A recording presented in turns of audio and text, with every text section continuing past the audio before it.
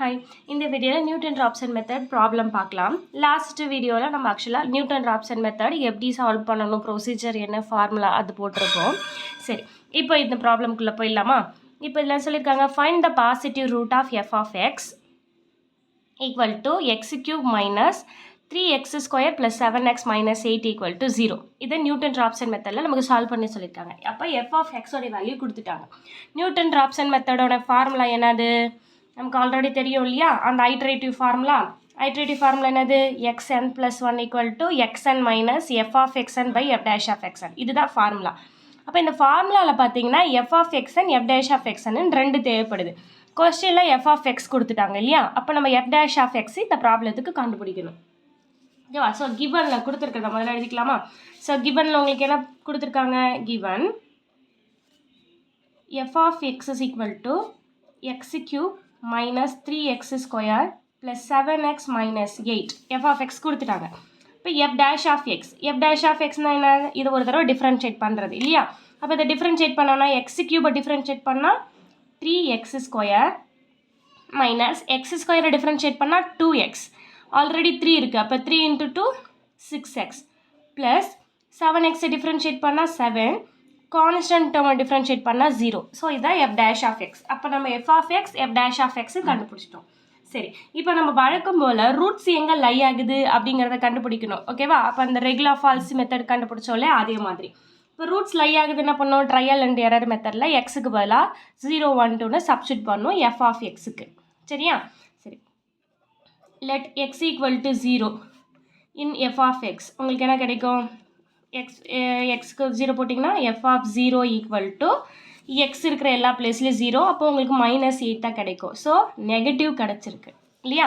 அடுத்து f of 1 போட்டு பார்க்கணும். எப்போ வந்து நெகட்டிவ் பாசிட்டிவாக வருதுன்னு பார்க்கணும். ஓகேவா? அதே மாதிரி x equal to 1 கொடுத்தீங்கன்னா உங்களுக்கு f of 1ஓடைய வேல்யூ என்ன கிடைக்கும்? 1 cube 1 தான், மைனஸ் 3 × 1 ஸ்கொயர், ஸோ 3 தான், ப்ளஸ் 7 × 1 7 மைனஸ் 8. அவ்வளோதான். ஓகேவா? அப்போது உங்களுக்கு என்ன கிடைக்கும்? இது 8 - 8 - 3 போயிட்டுனா உங்களுக்கு எகைன் நெகட்டிவ் நம்பர் தான், -3 கிடச்சிருக்கு இல்லையா? அப்போ சைன் சேஞ்ச் ஆகலை. அப்போ என்ன பண்ணணும்? எக்ஸுக்கு 2 போட்டு அடுத்த வேல்யூ இதே மாதிரி எப்போ வரைக்கும் நம்ம கண்டினியூ பண்ணிக்கிட்டே இருக்கணும், எப்போ நெகட்டிவ் பாசிட்டிவாக வருதோ அது வரைக்கும். ஸோ இப்போ எக்ஸுக்கு பதிலாக 2 கொடுத்தீங்கன்னா உங்களுக்கு என்ன வரும்? எஃப் ஆஃப் 2ஓடைய வேல்யூ 2 cube இல்லையா? அப்போ 8 மைனஸ் 3 × x ஸ்கொயர். அப்போ 2 ஸ்கொயரோடைய வேல்யூ 4 × 3 12 ப்ளஸ் 7 × 2 எக்ஸுக்கு பதிலாக 2 கொடுக்கணும்.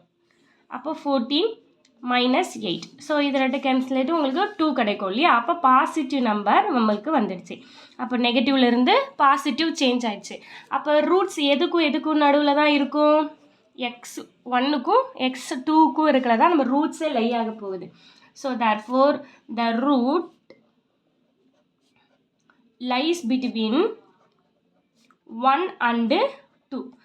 1க்கும் 2க்கும் இன் பிட்வீனில் தான் உங்களுக்கு ரூட்டே லை ஆக போகுது. ஓகே, இப்போது இந்த நியூட்டன்-ராப்சனில் ரொம்ப ரொம்ப முக்கியமான விஷயம் என்னென்னா இந்த x0 சூஸ் பண்ணுறது தான். ஓகேவா? இந்த நியூட்டன்-ராப்சனுடைய அந்த உயிரே எங்கே இருக்குன்னா இந்த x0 ஃபைன் பண்ணுறதுல தான் இருக்குது. ஓகேவா? அப்போ x0 எப்படி கண்டுபிடிக்கணுங்கிறதுல நம்ம கவனம் செலுத்தணும். இப்போது அதுக்கு நான் ஈஸியாக சொல்லித்தர பாருங்கள். இப்போது x வந்து 0ன்னு இருக்கா? இப்போ இந்த ஃபங்க்ஷனுடைய பாயிண்டில் எது வந்து எனக்கு நியரஸ்ட்டு 0 இருக்குன்னு பார்க்கணும். ஃபங்க்ஷன் எங்கெங்கே ஃபங்க்ஷனுடைய வேல்யூ வேணும்? இதான ஃபங்க்ஷன் வேல்யூ ரூட்ஸ் லை ஆகிறதுக்கு. ஓகேவா? Negative positive. நெகட்டிவ் வேல்யூ என்னது? -3 இருக்குது, இங்கே -1 -2. Positive value 1 2.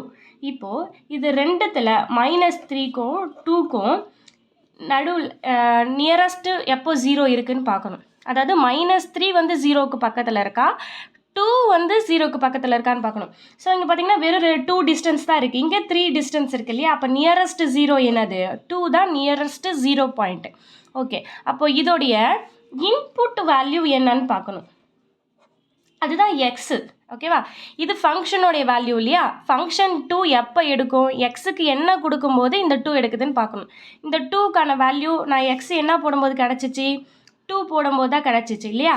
அப்போது எக்ஸ் எப்போ எனக்கு இந்த நியரஸ்ட் ஜீரோவாக கொடுக்குது, ஃபங்க்ஷனுடைய வேல்யூ எப்போ ஜீரோவுக்கு போகுது, எக்ஸ் எந்த பாயிண்ட்டு கொடுக்கும்போதுன்னு பார்க்கணும். ஓகேவா? எக்ஸுக்கு நான் எந்த வேல்யூ கொடுத்தா என்னுடைய ஃபங்க்ஷனுடைய வேல்யூ ஜீரோவுக்கு பக்கத்தில் போகும்னு பார்க்கணும்.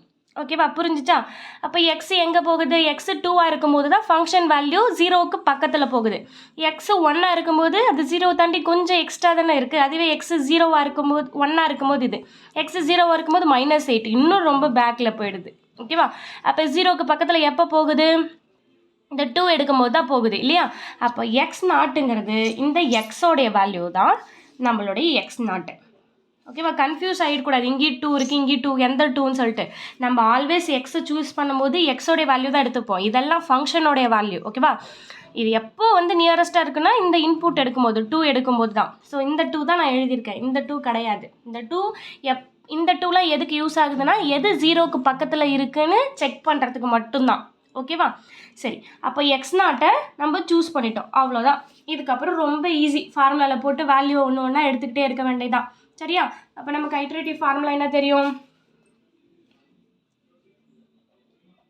xn plus 1 equal to xn minus f of xn by f dash of xn. இதான ஃபார்முலா. இப்போ ஃபர்ஸ்ட் ஐட்ரேஷன், இனிஷியல் ஐட்ரேஷன், எனக்கு பதிலாக 0 கொடுத்தா என்ன வரும், x1 equal to x0 minus f of x0 by f dash of x0. அவ்வளோதான். சரியா? எக்ஸுக்கு எனக்கு பதிலாக நான் என்ன பண்ணியிருக்கேன், ஜஸ்ட் 1ன்னு தான் இங்கே கொடுத்துருக்கேன். அப்போ எனக்கு பதிலாக 0 கொடுத்துருக்கேன். 0 கொடுக்கும்போது என்ன வரும், இங்கே 0 + 1 1 வந்துடும். இங்கே x0 மைனஸ் இங்கே எனக்கு பதிலாக 0. So f of x0 by f dash of x0. இப்போ நம்ம x1ஓட வேல்யூ கண்டுபிடிச்சா போதும். x0 ஆல்ரெடி நம்ம கண்டுபிடிச்சோம் இல்லையா? அப்போ 2 மைனஸ் f of x0க்கு பதிலாக 2. So f of 2 by f dash of 2. இப்போ நம்ம f of 2 f dash of 2 உடைய வேல்யூவை எடுத்துகிட்டு வந்து இங்கே சப்ஸ்டியூட் பண்ணணும். ஓகேவா? f of 2னா என்னது, ஆல்ரெடி கண்டுபிடிச்சிருக்கு பாரு. இந்த ஃபங்க்ஷனில் போய் எக்ஸுக்கு பதிலாக 2 போடுறது தான் f of 2 இல்லையா? ஆல்ரெடி நம்ம அது கண்டுபிடிச்சி வச்சுருக்கோம், என்னது 2. அப்போ இது equal to 2 minus 2 by f dash of 2. f dash of 2னா என்னது, ஆல்ரெடி f dash கண்டுபிடிச்சிருக்குமா, இதில் போய் எக்ஸுக்கு பதிலாக நீ 2வை சப்ஸ்டியூட் பண்ணணும். ஓகேவா? அப்போ இதுக்கு பதிலாக 2வை சப்ஸ்டியூட் பண்ணால் உனக்கு என்ன வரும், இங்கே தனியாக கால்குலேட் பண்ணுமா, ஆல்ரெடி உனக்கு என்ன தெரியும், f dash of x equal to 3x² minus 6x plus 7. இது நம்ம கண்டுபிடிச்சது இல்லையா? இப்போ f dash of 2 கண்டுபிடிக்கணும். அப்போ என்ன பண்ணணும், எக்ஸுங்கிற பிளேஸில் 2 சப்ஸ்டியூட் பண்ணணும். சரி, அப்போ 2 ஸ்கொயரோட வேல்யூ 4. 4 × 3 உங்களுக்கு 12 மைனஸ் எக்ஸுக்கு வேலை 2 போட்டினா 6 2 12. அப்போ 12 + 7. ஸோ உங்களுக்கு என்ன தான் கிடைக்கும், அப்போ 7. f dash of 2 உடைய வேல்யூ 7. ஓகேவா? இப்போ நீங்கள் இது கிராஸ் மல்டிபிள் பண்ணி சப்ராக்ஷன் பண்ணாலே, உங்களுக்கு டிவைட் பண்ணாலே உங்களுக்கு ஆன்சர் கிடச்சிடும். ஸோ இதை சிம்பிளிஃபை பண்ணும்போது உங்களுக்கு x1 வேல்யூ என்ன கிடைக்கும் அப்படின்னா, இல்லைனா இது நீங்கள் கிராஸ் மல்டிபிள் பண்ண என்னது, 7 2 14.